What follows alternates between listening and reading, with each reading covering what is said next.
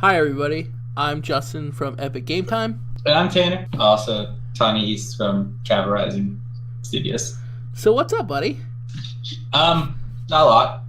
Attack on Titan Season 2 came out not that long ago. I started watching it. I didn't know it was out because it wasn't like that publicized in the US. At least I didn't feel like it was unless you're really in the anime scene. That may just be me though. No, I'm actually fairly in the anime scene. Like, I'm not super weeaboo, man. Are you telling me you're a member of Weeb Nation? Don't lie to me. I'm close. I like just moshi moshi. Like I'm one of those. Let it happen. It's the same way like how a lot of Americans are soccer fans during the soccer cup, like the major soccer World tournament. Cup? Yeah, the World Cup. Like for a bit, I'm just like Weeb Nation, and then but when I'm out and like normal people are like, I don't like. Are you a weeb? No, what? Oh, what are you talking about? A weeb? I don't hide. I don't hide it. I just don't wear a fucking Naruto band. Not anymore, at least. No, that phase has long since gone.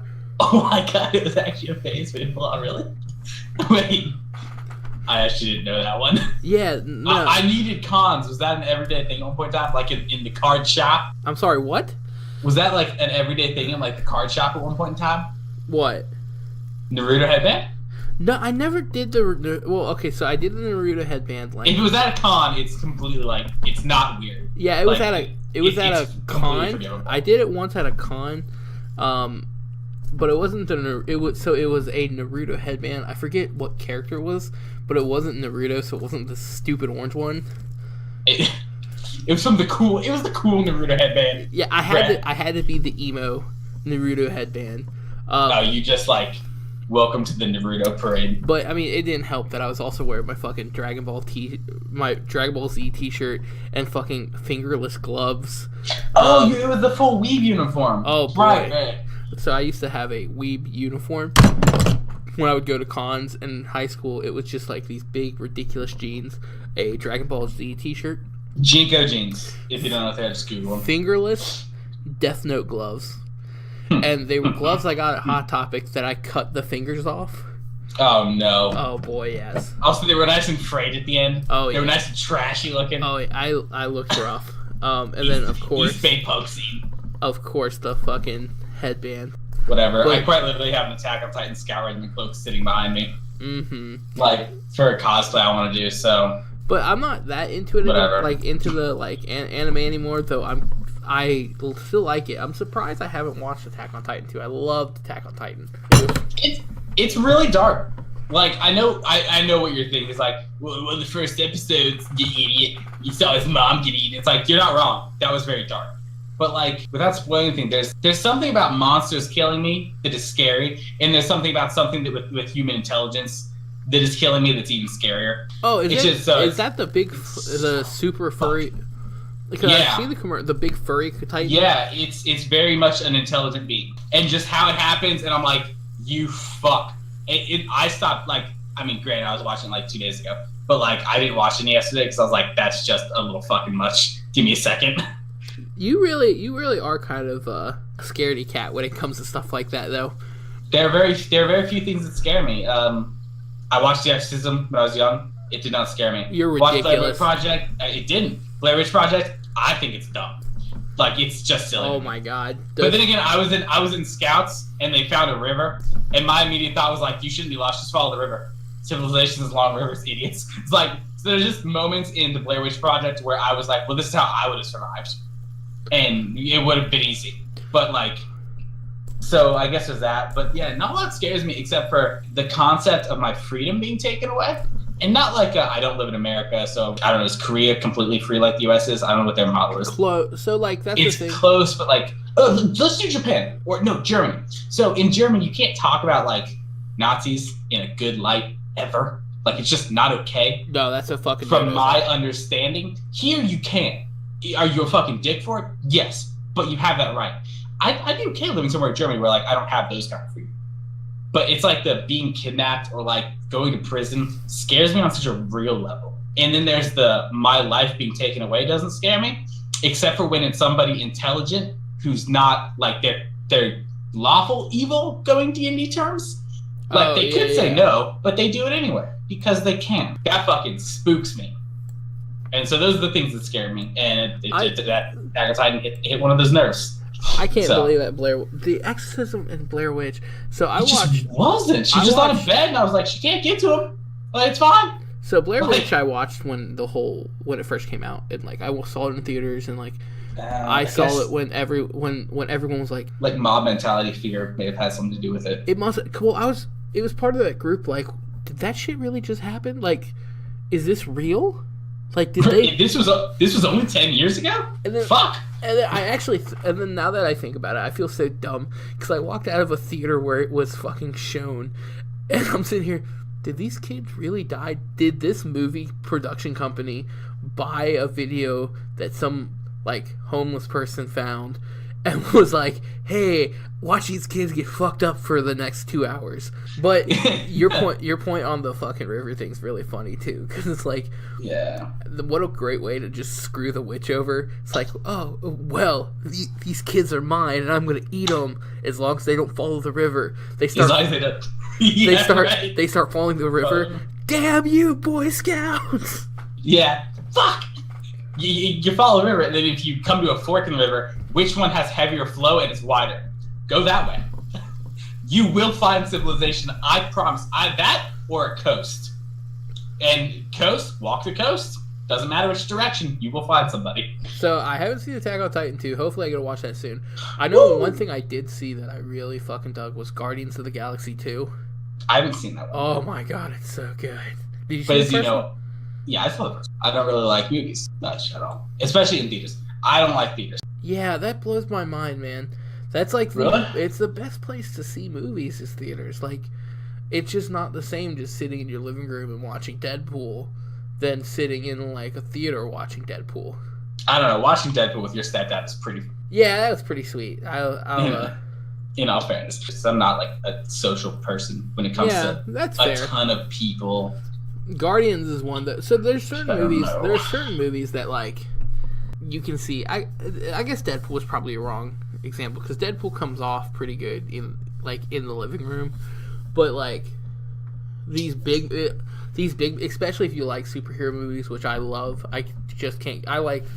But I liked westerns, so that makes sense because this is like. I was gonna say they're just like they're the westerns of today, and it's just like really old guys and like they're John Wayne films. They love them. Yeah, and a lot of these, to truly appreciate them, you have to see them on the big screen where the characters are larger than life and everything's happening on this like really ridiculously big scale. Guardians of the Galaxy plays super well to that, especially the second one. I mean, the fucking bad guy is Ego, which is a planet. Like, the bad guy is a planet. So that's amazing. It's Ego, the living planet, is the bad guy, and it just plays really, really well on the big screen. That I can't believe you fucking watched The Exorcist. It was like, ho hum. No, it was like whatever. I don't care. Oh my god, that scared the Exorcism out of me. Didn't matter to me. What was the first movie that really scared? The first Resident Evil. What? No, the second one, Raccoon City. The video game or the movie? No, the movie. Well, the video game scared the Resident Evil 4, the GameCube exclusive one, scared the fuck out of me. Like on a real level. How did the second movie scare you? Well, I was really little, and I have really bad insomnia, and I always have and always will, most likely. And one night, I just went and turned my TV on, and the first thing that was on TV, and it was like 3 a.m., so it was a channel I'm normally like, it's fine. Like, my parents don't care if I watch the channel. Well, apparently, like 3 a.m., fucking Resident Evil 2 Raccoon City is on, dog. That's a dangerous combination. It was when she was in like a dreamscape, and she was on this boat in the middle of a lake, and then these arms and head just started floating up. And it fucking freaked me out on such a real level. I couldn't watch Resident Evil till I was like 15, 16 years old. And then I watched all the Resident Evils up until Extinction, I think. I think I watched them all. And like, they were dumb. Raccoon City is still like my favorite because I think it's the most like realistic when it comes to like effects for the most part. But like the first one, The Labs, was actually kind of spooky and I liked it. Except the animation, it was just like Insidious, where it's like, all right, it's kind of spooky, it's kind of getting me, and then suddenly this terrible animation, you're like, ruined, effect ruined.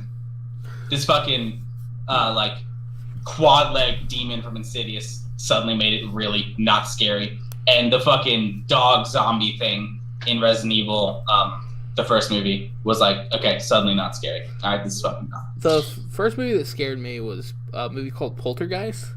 It was really Poltergeist scary? I love Poltergeist. It was in the mid '90s when I first saw it, and it was the original Poltergeist. And we still, I think mainly because my dad's an asshole. So like we in the mid '90s, we all watched it as a family. Because my dad we only had one TV, so my dad was watching it, so we all had to watch it. It was nighttime, and there's the scene where the little girl is sitting in front of the TV, and it's that like snow white noise shit. Yeah, our TV, the white noise, the white shit. Yeah, our TV still did that. Like if you hit it to a certain channel. It was one of the box TVs. Yeah. If you hit to a certain channel, it would start doing the fucking white noise snow crap.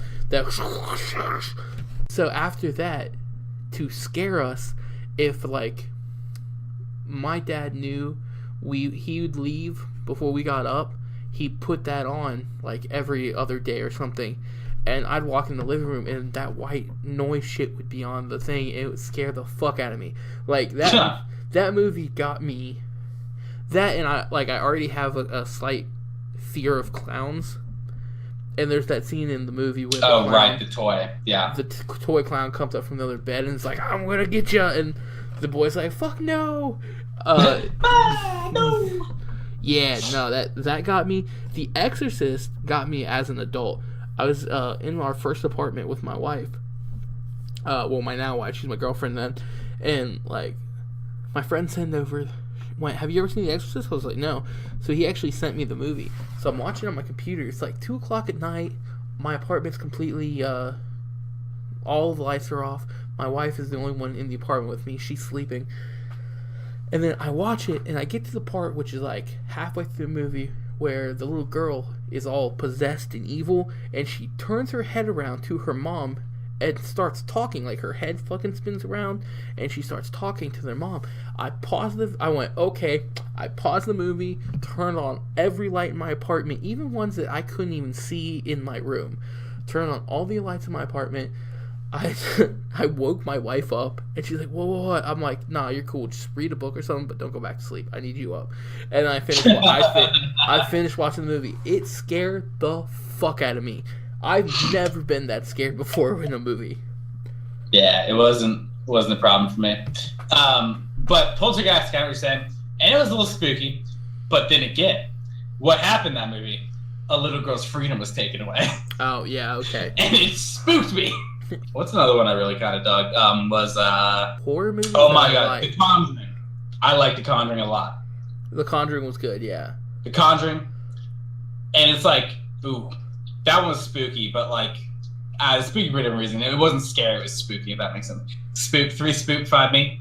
So like, yeah. For me, that one. For me, any movie that has to do with like, mainly because I was raised.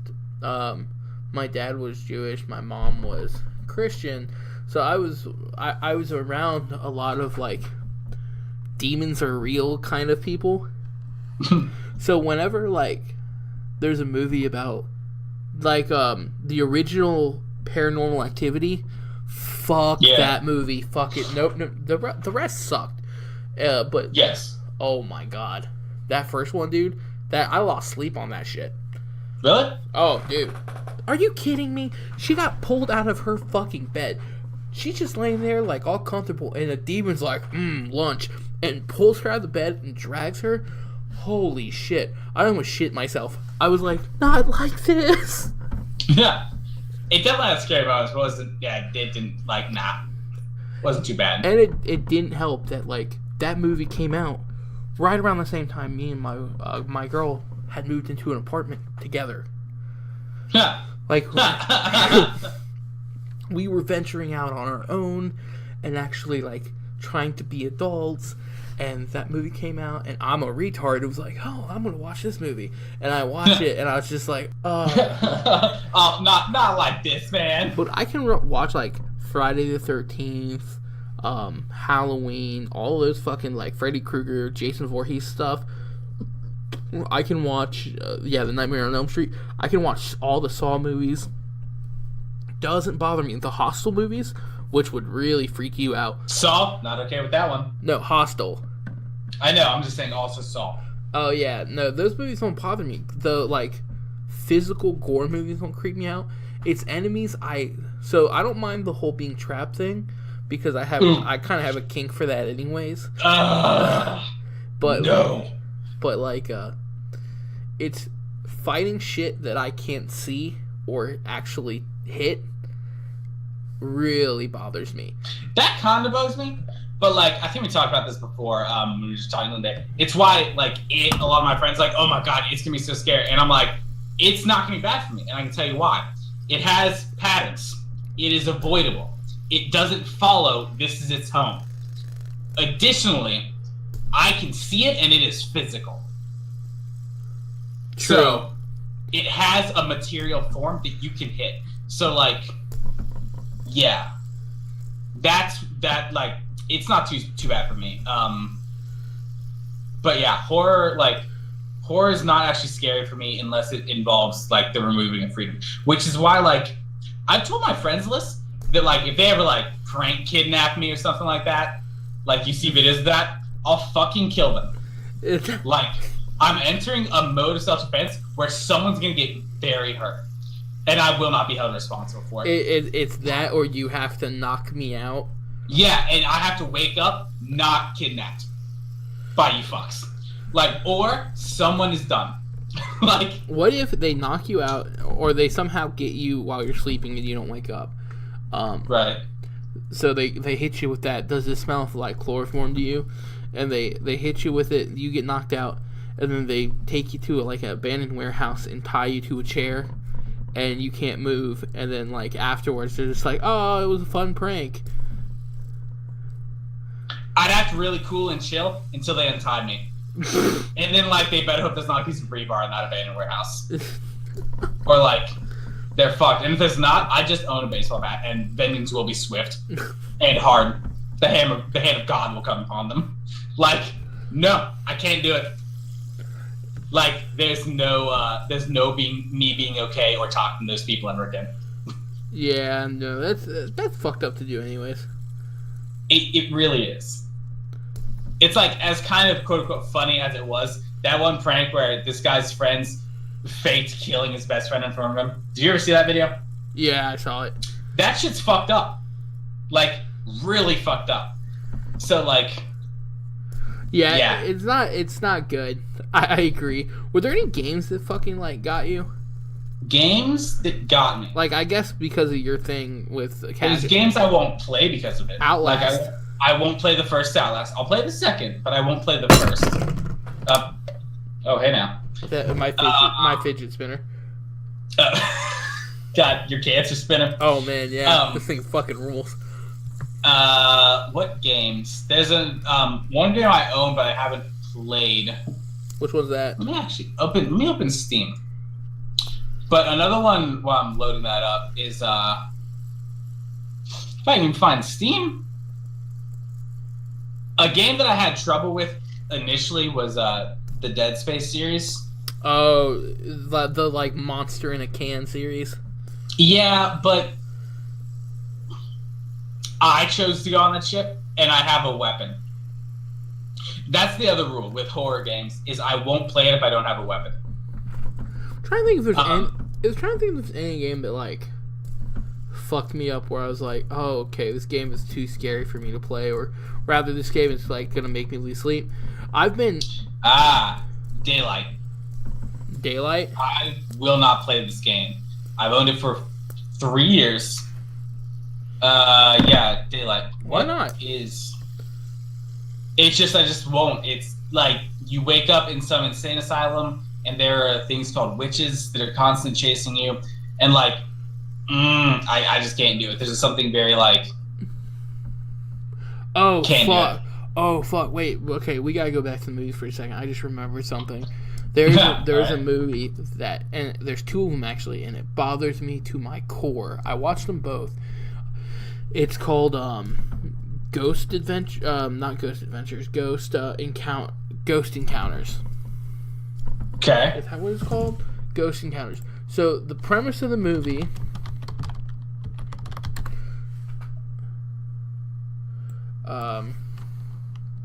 Grave Encounters. That's it. It's called. The movie's called Grave Encounters and Grave Encounters 2. Of the third kind? No. Just Grave Encounters. Yeah. And what the premise of the movie is? There's this. So it's kind of spoofing off of Ghost Adventures or Ghost Hunters. Just those. Shows. All those shows that were really popular like 7 years ago. Yeah, they go into haunted. Well, so they go into this old insane asylum. And the crew and the host go in to try to see if the place is actually haunted. They get in there, and then the fucking building itself comes to life and traps them there, so it's impossible to get out. So you can't get out, and they're being just picked off one by these, like, super demon ghost things. And it would be your worst nightmare. Because they're not physical, and I'm trapped. Oh yeah, and you're trapped in a big bad way, in a dark, insane asylum that keeps moving its rooms. So, God damn. So the point of it is they get, in both movies, both crews get lost very quickly. And, like, holy shit. That movie bothered me. Because I'm like, the other thing about, like, certain movies is I don't like movies where you're just done. Like, the hopelessness? Yeah, because in that movie, if the building gets you, you're not getting out. It will not let you. And in the second one, and I'm going to go ahead and spoil it because it's been out forever. I'm never watching it. No. In the second movie, the ghost cause a hallucination for, like, 3 of them. And it actually shows them leaving, like, escaping this insane asylum, getting into their car and driving to the local hotel that they were staying at. Then they grab all their stuff, get on the elevator to go down back to their car so they can go home, and then the elevator opens and they're back in the insane asylum in the basement. Nice. And oh dude. So it actually, like, gives you the whole, like, oh my god, the like second crew actually gets out, and then it just rips away any hope, and you're just like, oh my god, why are you like this? Oh my god. Oh man, what else was it? But, like, no game has done that to me. I've been scared by games like jump scares. Like, famously, the first Resident Evil had the dog hallway. Where you go down this first long hallway and a dog jumps out of the window. I broke a controller the first time I went through there. Because well, it was back when I first started really playing games. So I was like, hit the lights off. I had my headphones on because I had headphones that attached to my TV, so I didn't wake up my like family because I was playing games really late at night. So I had my headphones on. And I was really close to the TV, and I'm sitting here playing. I'm like, oh, this Resident Evil game's fucking awesome. And then I go down the hallway, and the dog, like, there's, like, lightning and stuff. And there's a point where you're like, surely something's going to jump out. And it doesn't. Nothing happens. And it doesn't, yeah. And you're like, okay, guard down, jumps through the window. I was like, no! I let out the loudest, girliest scream I could possibly muster, and I threw my controller down, shattering it. Yep, that'll happen. Yeah. Yeah. Did you ever play racing games when you first started gaming, and you would move the controller to steer? Like, and you had to conquer this? Yeah. I had that when I first started playing games. It's like, what? What is this? I'm trying to think of, like, the worst issue I had with games. My issue with, so I'm a huge fighting game fan, like Street Fighter, Tekken, Mortal Kombat, all of that goodness. Super Smash Bros. Dude, I am dope at Super Smash Bros. 1v1 me, bro. Champion. I am an Evo wannabe so bad. But like, It's true. Every year he legit just stops doing other things and watching other things, like just Evo. Yeah. No one ever expects it because he doesn't really fight or watch the other tournaments throughout the year, and like, or at least we don't know he is. Oh no, I watch every tournament. Oh well, there we go. But he just never tells anybody that he's watching them, and then like. No, because like no. So that's the thing with. It's like I don't care. It's none of my friends that I hang out with all the time give even like 2 cares about fighting games, and honestly, the area we live in, there's not a scene for it. So, yeah, is that? So I can't like go to a Wednesday night fight night, or like a Friday fight night, which is just at like a local arcade or a GameStop where they hook up and play, because there's just not one here. Because they're all like in coastal cities or in like shit like that. So there's not a scene for it. But man, I keep up with every major tournament. I watch Wednesday night fight nights almost every Wednesday. Well, correct me if I'm wrong, but like I know I'm a hardcore Cloud9 fan. And is Cloud9 your only team at this point? Or like Cloud9 my only team? Yeah. That you like root for esports wise. No. Like I'll throw the hat in for like TSM when they're not facing Cloud9, but like. So when it comes to esports, if it's League, I'm strictly Cloud9, or FlyQuest. Right, I forgot about FlyQuest, of course. But mainly Cloud9. Well, and all FlyQuest is Cloud9. Cloud9 too. Cloud9 but too. Like, or Cloud9 1 and Cloud9 is it's weird. But like, so like, we'll be talking, and he'll be like, "Did you see what Mango did?" And I'm like, "No."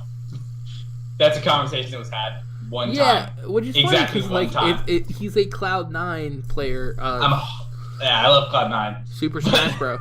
Player. He's one of the best in the world. But like Northern Gaming, like if I'm watching like Overwatch tournaments, Northern Gaming is one of my favorites. If it's fighting games, Curse. I'm a pretty big Curse fan. Yeah. Curse or CLG. CLG is a good one. I'm pretty much exclusively Cloud9, except for like when it comes to shooters, I'll occasionally like root for Optic, because back on 360 I played with some Optic guys. Oh, for like really? A week. Yeah, it's like I met them and they were like Optic subs, and then one of the main guys was kind of playing with them, and like we just played a bit. Yeah. How'd that feel? It was really good, and like they were like, "Hey, if we ever have a sub spot open, we're gonna like, if you want to try it, you can." Oh wow, you almost lived the esports dream. I mean, yeah, but at the same time, Optic kind of like stopped doing Call of Duty for a while, from my understanding. I may be wrong about that. Ew, were you a Call of Duty guy? I was. During I like how I said ew. There's nothing ew about it. 2, it's Black still a Ops. They were amazing games until like you got really like future Call of Duty stuff, and then it was like, what are you doing? But like Call of Duty is doing Call of Duty World War II. And it's like, I'm really excited about that game, because Call of Duty had some of the best World War II games ever. Just ever. So, I'm really excited about that. It blows my mind. I played with some Optic guys for like a week or two. Oh, never mind. They are not done. I literally just went to MLG. No, yeah, they're playing it again. Yeah, I was about to say, I literally just went to MLG.com. And the first thing I saw is Optic Gaming takes the CWL Dallas Open Championship. Yeah, they're playing it again. But like, it was at the end of Black Ops. No, it was the end of Modern Warfare 2 when I was playing with those guys. And like, it just season kind of ended, and they never had a spot open. So it was like, because like, who would give up an Optic spot? What games are ML? It blows my mind whenever I'm like, oh, there are tournaments for this? MLG has that? Let me see. I'm actually going through it right. Like Destiny has one for MLG, and it's the threes ladders. It's Charles. Doom has it. For Honor has one now. Of course, Mortal Kombat. Yeah, the combat games. There's only like one combat game that doesn't have an Eve scene, and it's about to get one. Which one was it? It's not Tekken, but it's really similar to Tekken. Is it the Pokemon one? Wait, which one? There's a fighting game that didn't have an Eve scene, but a spot was. They were adding another spot for the Eve tournaments or the Evo tournaments, and it was gonna. It's like Pokemon Tekken. That's not its name, but that's basically what the game is. It's called Pokken. Like Pokken. Yeah, it literally is the name. Am I wrong? Yeah, Pokemon, the Pokemon Tekken Pokken game, right? And yeah, that one may have gotten it. I heard it was gonna get it. I don't know if that ever happened because we were talking about it with Corey, and I don't know. I never asked what Corey's sources were because we weren't even thinking about doing a podcast then. So I'm sorry, people listening. But yeah. So it's my dream. I've never been like, oh man, I'm gonna do. I want to do Major League Gaming.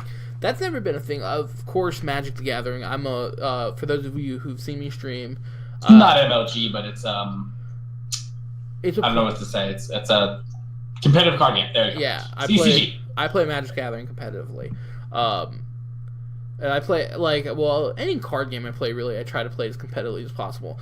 My dirty little secret, my dream is to hit that Evo tournament.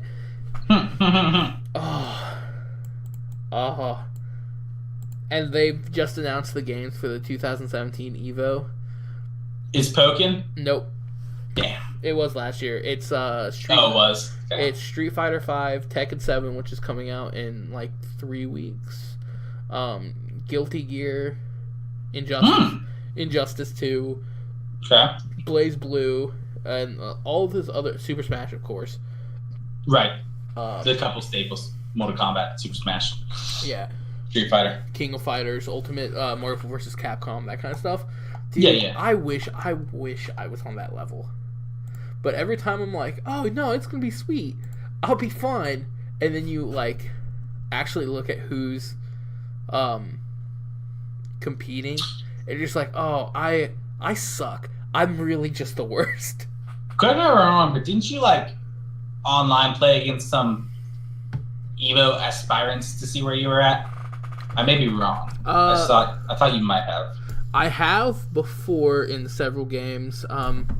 The only game I was able to kind of keep up with was Super Smash. But I actually do know, because I follow the scene so much, I'm semi-active in the community online. I tried my hand at Street Fighter and Marvel vs. Capcom, and Super Smash Bros. Super Smash, I was able to keep up relatively fine. I kind of got my shit pushed in, but I didn't completely lose every match. Street Fighter and Ultimate Marvel vs. Capcom 3, I got just dominated. It was embarrassing. Right. Well, especially Marvel vs. Capcom, because the mechanical genius you have to be to understand switches and shit for that game. Oh yeah. Is you're on a genuinely different level. Yeah, and it's to play that game well. And I wasn't even close. Yeah. But then again, I don't feel too bad because it's the same thing that could be said about if one of those guys tried to play me in a game of Magic, I would crush them. It wouldn't even be close. Right. And that's just because I devote many, many, many, many hours into playing Magic. Whereas, I stream Monday through Friday for 6 hours. So that's 6 hours, 5 days a week that I'm playing Magic, and I usually play 3 or 4 hours during the weekend, Saturday and Sunday. So I play a lot of Magic during the week. I'm fairly certain that if I were to stop that and switch over, I think I'd be fine, and I could probably get there. I don't know how worth that would be though. It's worth if you can actually win Evo. Yeah. Because then you're on a team and it's your job, but or get close. Mm-hmm. But if you're just Evo competitor, you're just meh. It's whatever. Yeah, you're a challenger League of Legends player. You may or may not be LCS. Who knows? We don't know. We don't know if you're good enough. If you're challenger in it league though, you almost certainly you're good, but there's a difference between challenger and LCS. Like pros even talk about that of like, and you'll see it like backups for some teams. You see the difference, and I've even seen pros on streams point it out, which is they were pushing down a tower, and it was like the support wasn't also hitting the minions, and a pro jungler was like, "This is bad, and here's why: because they could have gotten 2 more auto attacks." It was really weird to watch because it was like literally everything I think about. It's like they could have gotten 3 or 4 more auto attacks on the tower, and they would have taken the tower, and it would have been first tower, extra gold, and like all this stuff. And like that's just the difference between a backup and a main, and therefore a challenger in LCS. Like there's an LCS edge you have to have, which is like it's why Dyer's retired, because he felt he didn't have it, even though like most people would disagree with him. That's true. That's fair. I don't know if Dyer's has it anymore. I'll say that because it's been a long time. He claims he does. I'm sure if you wanted to, he could. It just takes 12 hours a day. He doesn't play that much. Yeah, he's got a girl now. You don't want to be devoting like 12, 14 hours a day to a game if you're trying to do that family thing. The Evo prize structure, by the way, and I'll get off Evo after this, but the Evo prize structure fucking rules for that tournament. So I believe it. The way it works is unlike MLG or unlike like Magic the Gathering or any other tournament you go to, it's not based off of a set prize pool. There just isn't one. It's based off of how they try to do it as like close to the way fights actually work. So here it is. Think you can place in the money. That's the spirit. Evo awards cash prizes to the top 8 places at a rate proportional to the number of attendees. $10 from each registration fee each participant will go into the tournament prize pool, which will be awarded to the top finishers. So the more people that participate in the tournament, the more the prize pool, the larger the prize pool. Plus, there's a percentage that comes from people that are just entering into the con that the tournament is held at. Plus, if you are on a team, you're obviously getting paid. Right. A certain amount. And so it's fucking sweet. So if like 300 people enter the tournament, the total prize pool for that tournament's like 3,000. So that's 1,800 to first place, 600 to second. Now, last year wasn't. So last year I think the Street Fighter tournament alone was like 1,500 people. I like that. I like that a lot because you are getting your prize pool is determined by your community. Yeah. So you can have a direct effect on how big your prize pool can become. Oh yeah. By building a community. I really like that. That's cool. The other thing I like about fighting games, and this is just me waxing poetically about the fact that I'm in a game competitively where RNG happens. There will be games, I've been at tournaments where I've been like knocked out of that tournament. Fucking fidget spinner. I've been knocked out of that tournament because I won't draw enough lands, or my deck just doesn't cooperate and I draw something I don't need. I've also knocked people out of the tournament the same way, but with fighting games, it's like, alright, there really isn't that much RNG. It's more of like, how much did I practice? Yeah. How much time did I put into this? How good am I with this character versus how good my opponent is? Definitely. It's like, there's absolutely less RNG to it.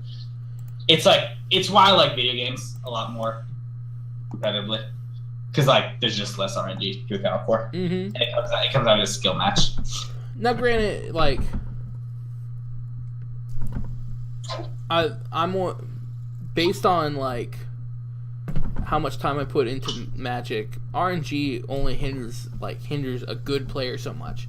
Like, I'm always usually leaving tournaments with, like, positive win percentages, unless I just go to a tournament with absolute shit. But, like, an absolute garbage deck. But, like, yeah, I normally will leave a tournament with a positive win percentage. So, it's not that much, but, yeah, video games do tend to have a bit higher. I wonder if Destiny 2 is going to do anything. What do you mean? As in, like, competitively? Yeah, because, like... I mean, I'm sure. Because there have been tournaments, like the raid tournaments for Destiny and the trials. I just know if there's an actual ladder to where when I play PvP, me being really good, and I have an amazing win rate over the past couple months. You're getting better, that's for sure. I mean, it's over 50% for most of the shit I play, which is pretty good. Except for, like, Combined Arms, which, like, judge me all you will. I don't care. I play Combined Arms just for the loot, and then I don't play again. But I just want there to be a way to where it's like Call of Duty, right? When you played Call of Duty multiplayer, it showed your standing in the world no matter what. True. Like, it was done almost perfectly with Modern Warfare 2, where there was no ranked setting. It was, if you're a fucking bitch and you go against some really good guys, sorry. And then it was your rank was always kept, like, it was kept at the bottom of the screen. You could see it. So, like, in Modern Warfare 2, I was top 7,000 in the world for Search and Destroy, and top 10,000 in the world for every player. That's sweet. So, like, yeah, I mean, and, like, there were a couple fucking, like, there were hundreds of thousands of players. It's like, it's not terrible, but, like, not great, but not bad. So I want that in Destiny 2. Alright, so I played Clash. I want to know how good I am in Clash. Or just overall. I think overall standings are better. I don't want Destiny 2 to peter out the same way Destiny did. Because, like, Destiny came out, had all these really, really sweet trailers. There was a bunch of hype for it. It came out. Everyone was super high on Destiny for, like, half a year, and then just fell off the face of the earth. I don't think it will, because they've already talked about how they are going to do some stuff differently. So with Destiny, there was expansions to the game that you could buy, but apart from that, it's like once you're done with the content, and then it was just like weekly stuff, unless you really enjoyed PvP like I do. With Destiny 2, the way they're talking about it is every month to 2.5 months, they're going to release like in-game events and shit that you can participate in, and it will kind of matter, along with their expansions. So they have these mini expansions kind of constantly going, which is good. But also, we have to take into account Destiny 1 ran off like no engine, which sounds crazy. It was like an engine they made to make Destiny, and that's why it made content took so long. It's why Taken King raid, so King's Fall, is so glitchy. And like you'll just wipe for no reason because they were working with an engine that wasn't great. Yeah, it's an amazing game for what engine they had, which was not a good one. I just want them to get like Unreal Engine 4 or some shit like that, or like the Frostbite engine. Oh my god! Or God, if they could get the Crysis engine. And the Crysis engine would have been used on the Crysis games, so like it would. Oh my god, it would sell just because of that. So is Destiny 2 the only game you're really hyped about right now? Like coming out? Yes. What about Morrowind? Oh yeah, Elder Scrolls Online Morrowind. I'm so ready. Oh man, just on a real level. It's gonna be so good. I wonder if it's gonna do anything. I don't know. I hope so. I'm getting it either way. Yeah. East to me is a lot like WoW to a lot of people. And it doesn't matter if I think it's going to be good. Guess what I'm buying? Yeah, it's like, and that's my thing. I'm super addicted to World of Warcraft. Or at least I was. I've been off that drug for about 2-3 months now. And I haven't played in like 6 or 7 months, I think. Alright, well then no, I haven't. So we stopped at the same time. Maybe stopped playing at the same time. Maybe it's been longer. A while. Damn. It's one of those things that's always in the back of my head, though, because I'm like, oh, I'll be. Well, and back to Attack on Titan really quick. So I'm watching Attack on Titan, and I mained a Demon Hunter when Legion came out, and I got pretty good with this here Demon Hunter. And I just want to fly around and slice things so bad right now. Oh yeah, it's very Attack on Titan-y. It's like, please. That is please, very bro. Attack on Titan-y.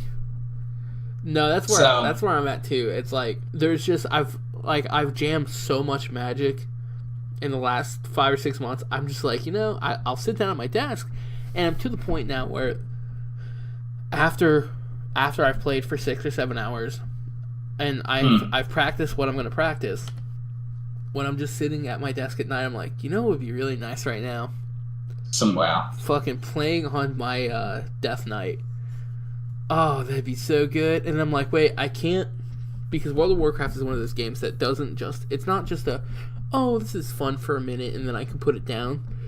Let's say we stop when we're done with this podcast. I booted up World of Warcraft, I put in a subscription fee, and I hopped on my Death Knight. No bedtime for me tonight. I would not go to bed. I would not, first of all, I wouldn't do anything tomorrow. I would be playing for the next, And if you did, you just CVM and stream it. No, I wouldn't stream it. I would never stream WoW again, only because WoW is, it's personal time for Daddy. No. Okay. This is Daddy's cigarettes. This is my personal time. I don't think I'd ever stream WoW because I don't. I'm not I'm good, but I'm not amazing. Like, I could never be like a high-end raider. I could be in I could be in a guild, and I've done some endgame raiding stuff, but I couldn't be this hardcore guy. So I'm not that good. I'm pretty terrible at PvP. But the game to me is just, it's relaxing and addicting, and it checks all of my boxes. So, see, I have Justin here from Epic Game Time has some hardcore elitism when it comes to card games. I do. I can't. My elitism comes from how good I am at video games. So when I play World of Warcraft, I'm executing my combos perfectly on every mob I fight, and if I don't, I actually get frustrated about it because it's just a mob. I should execute my combos perfectly. I can't execute my combos perfectly on this guy. How can I do it in PvP or in a raid? And it bugs me. So that's part of the reason I stopped playing. Is it's like, one, it was a time sink. 2, it became frustrating that I wasn't performing well against mobs that I should have been performing well against. And I was like, I'm done. Because I'm really good at video games. So I think one thing for me is and one of the reasons I don't play World of Warcraft anymore is I'm to the point in my life that, like,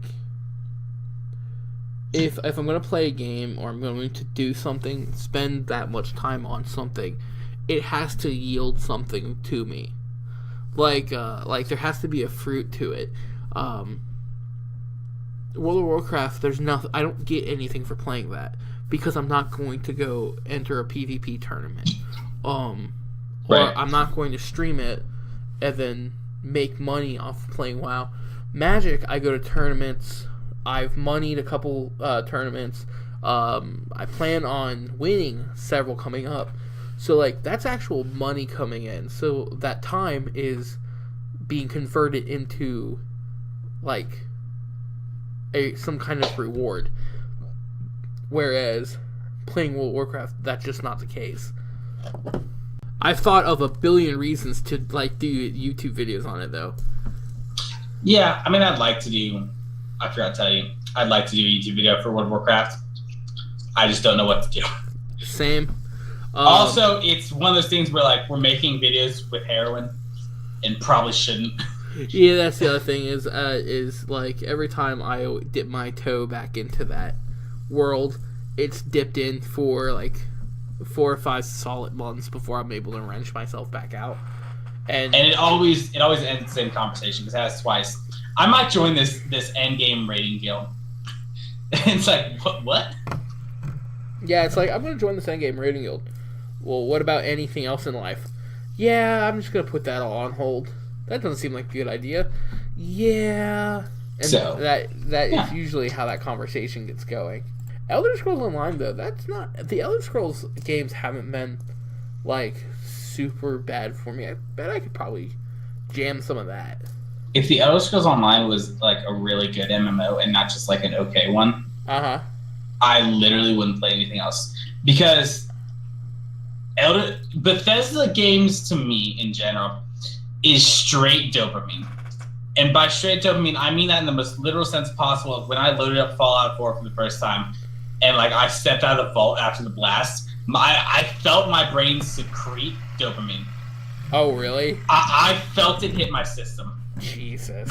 And I was like, this is the greatest.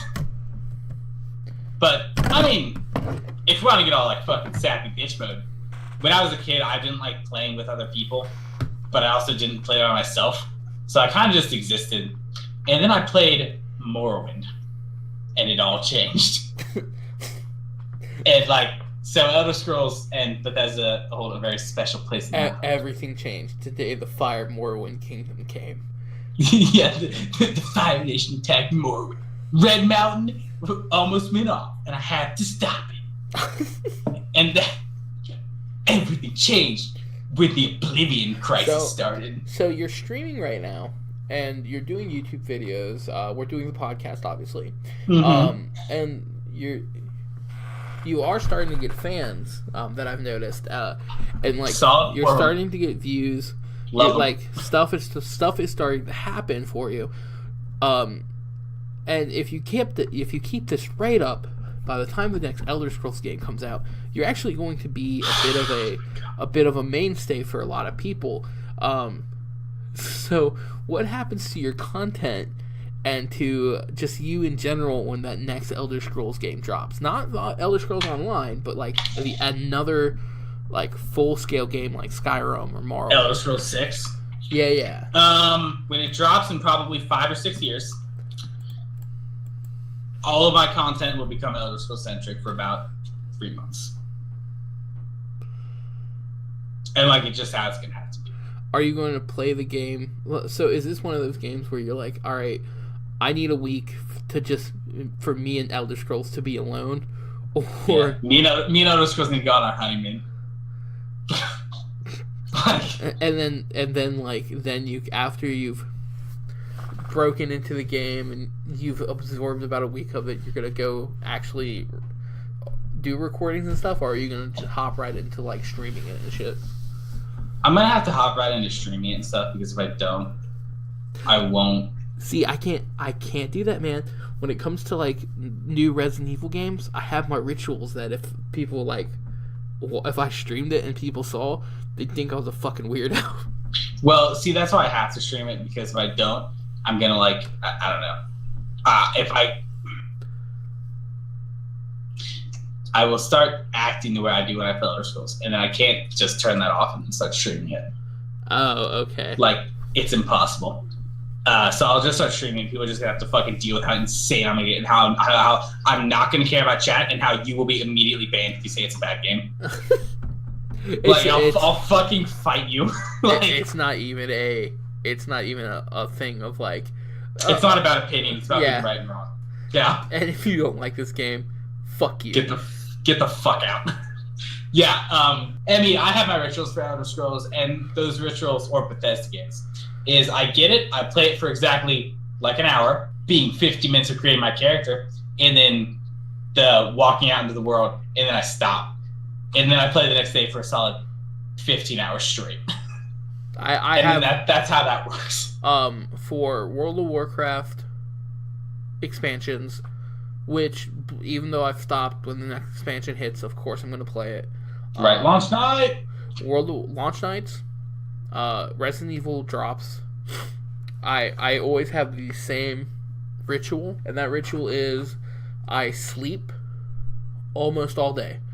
And like, I'll stay up the night before the launch day. I will stay up basically all night. I will sleep till about noon, and I warn my wife and like my kids, like, hey, Daddy's going away for a little bit, but you're staying here. You're staying here, Daddy. No.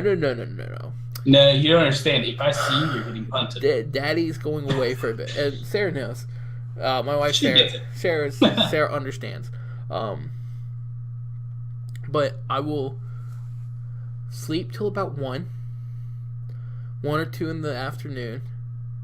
And I convert from like a contributing member of society to just this horrible human being. I'm like, all right, I sleep till like 1 or 2. I wake up, I take a shower, I go and get Taco Bell. Every time it has to be Taco Bell. I go and get Taco Bell. I go home, and then I will look at everything I can look at that keeps me away from the game.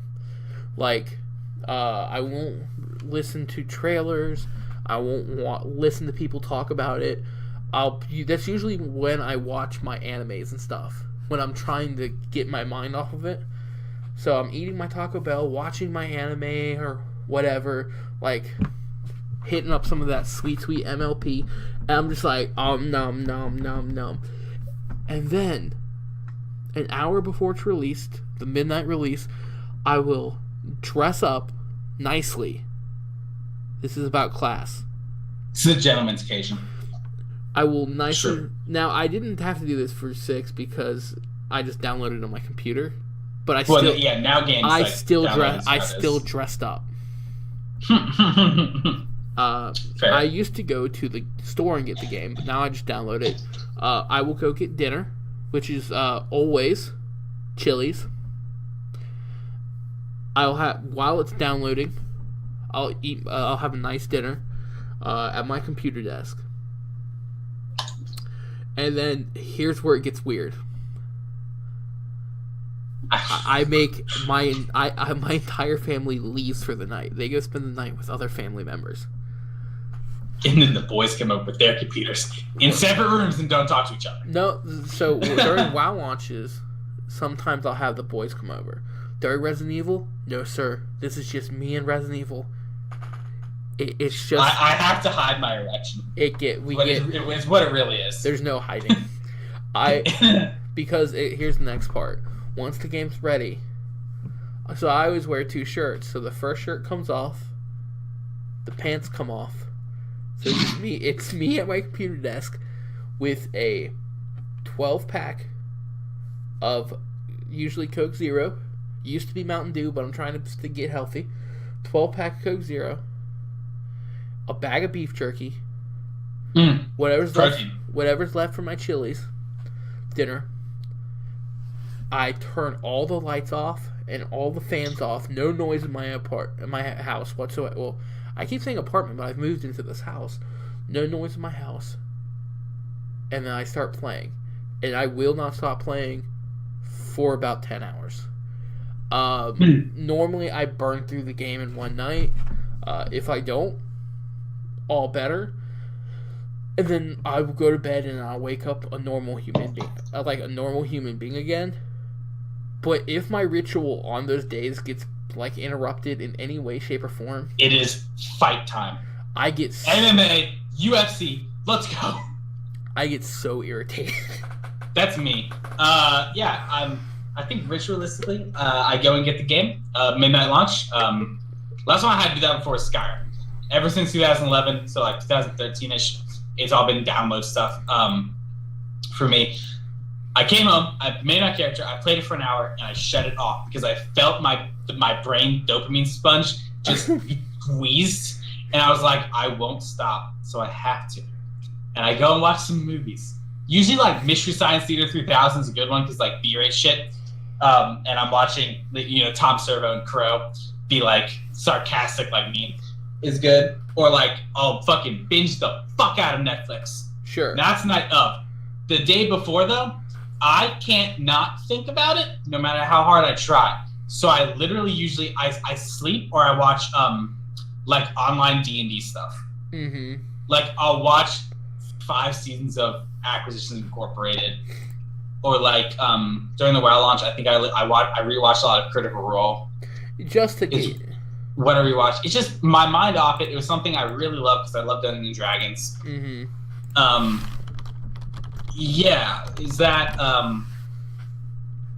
or like so like when WoW launched, I was really excited about Legion, and like I think I played that one launch night. I know I played WoD launch night, and WoD launch was actually a lot of fun. But so the day before WoD, because I remember this day really clearly, is I played like Skyrim and stuff, just unrelated. The only way it was related is like they're both technically high fantasy. Mm-hmm. So yeah, and then as far as like food goes, is I don't eat. Really. I don't eat. I sustain myself off like juice. Is what I sustain myself off of. Juice, willpower, and desire. Juice, willpower, and the human spirit. Exactly. And that's what I do. But yeah, now that I'm streaming, I'm like kind of getting. I think those days are kind of done for me. Is I think my traditions are going to become my stream shit. Is like we're gonna stream like fucking all night going into the day, and I'll sleep all day, and I'll get it launched and like kind of repeat the process. And that's what'll probably end up happening for but there's all bets are off when it comes to the next Elder Scrolls, because I'm gonna be losing my shit. Yeah, definitely. I don't know how I'm gonna handle. I hope they announce it like Fallout, like it's here in 3 months. Because if it was like Elder Scrolls where it's like 9 months away, I don't know if I'll be able to handle. Like, it'll be a little much for me. Those 9 months leading up to these Skyrim release were the fastest passing months in my entire life. Yeah, I would say that makes sense, yeah. I don't remember a lot of it except for like being really excited about Skyrim. I'm trying to think if there's a game with me where like the months leading up to it actually felt like they were speeding up, because I was like, it wasn't a game, it was a movie. I know what it was for you. It was the first Resident Evil film. Yep, that's it.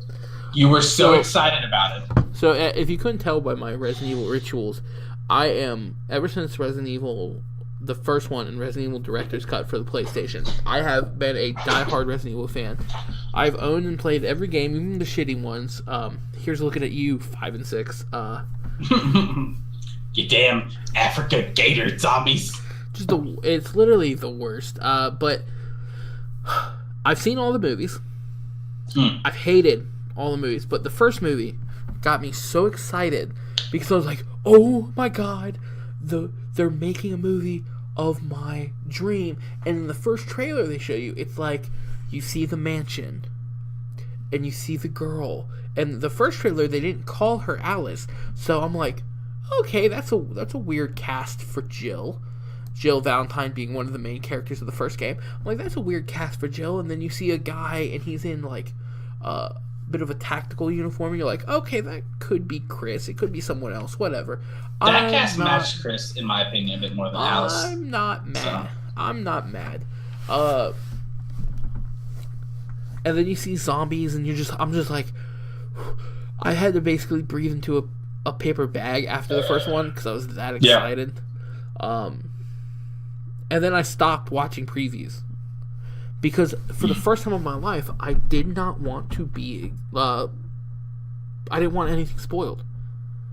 I wanted to go into it fresh and let the beautiful, wonderful Resident Evil. You wanted to be a virgin. Oh man, I wanted to turn on some like mood music, lay down on the bed, and just say, let the movie have your way with you. And just say, take the movie, take the Resident Evil 1.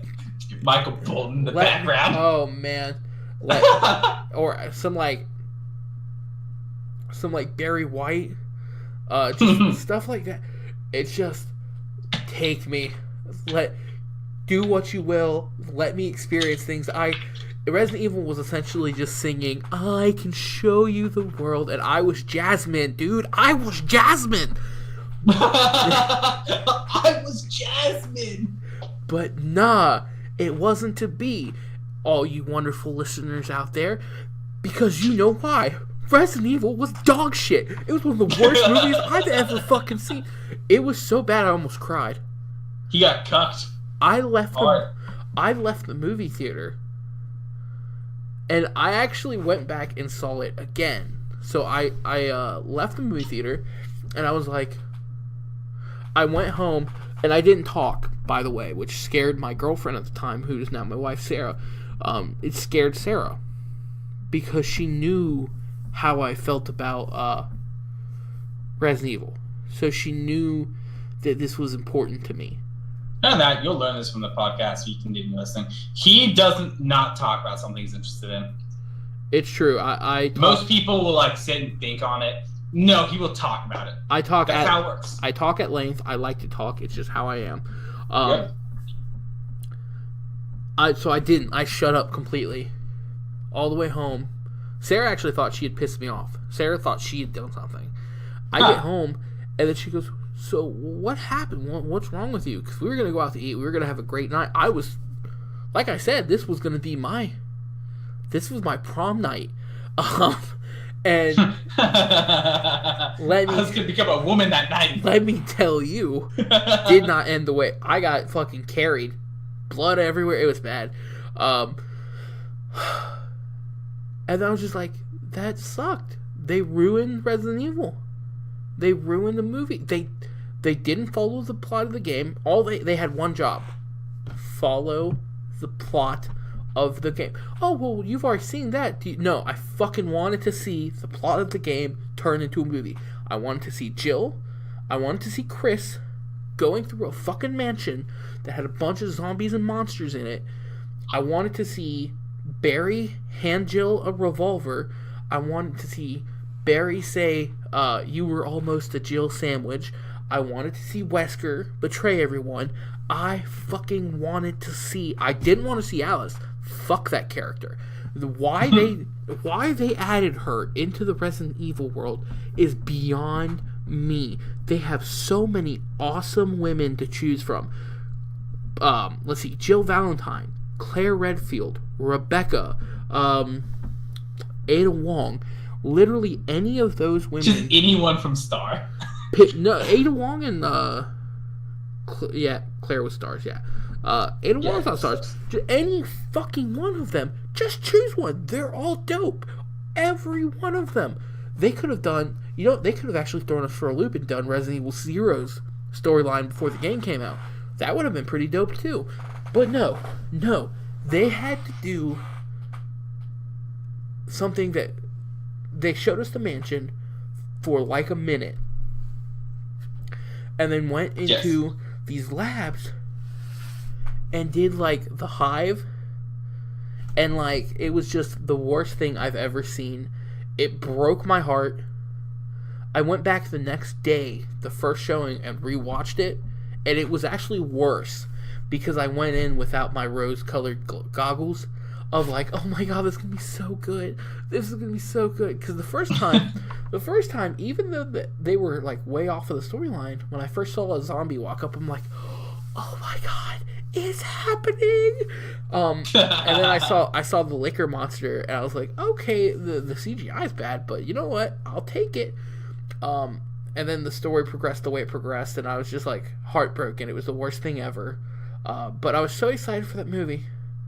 And it broke my soul. I'm a different person because that movie was so bad. I've changed. That movie made me like Saw. And what? Yeah, let me. I feel I have to preface that. So a lot of people hated Saw.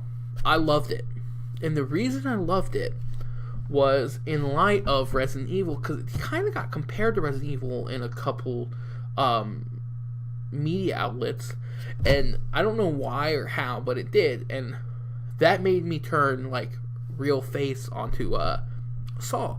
And what it was is, did Saw have its plot holes? Absolutely. Was it kind of a ridiculous story? Sure. But guess what? It stayed faithful to that story through the entire series. There's a overarching story that it stayed faithful to, and it didn't try to be something it's not. Resident Evil constantly tries to be something it's not. It's constantly like, oh wait, I'm a zombie movie. Okay. Now I'm a super sci-fi movie. Resident Evil, stop please. You're just a zombie movie. Just be a zombie movie. No, I'm a super monster movie. No, No, don't. Joke's on you. I'm a radioactive zombie monster movie. Joke's on you. I'm a superhero movie because Alice has superpowers. Yeah. They canceled Firefly, but made that many Resident Evil movies. I've lost hope. Like, I used to be filled with hope. The Resident Evil series actually cut down some of that. I'm a dimmer light because of it. I'm a changed man because of what I saw in that theater that day. Okay, well, that is actually all we've got for you all today. Thank you so much for hanging out with us. I really do appreciate it. I'm Justin with Epic Game Time. And I'm Tanyeeast from Kappa Rising Studios. I hope you all enjoyed yourself, and I hope you all be back again for our next podcast, Stuck on Loop. Thank you all, and have a wonderful day.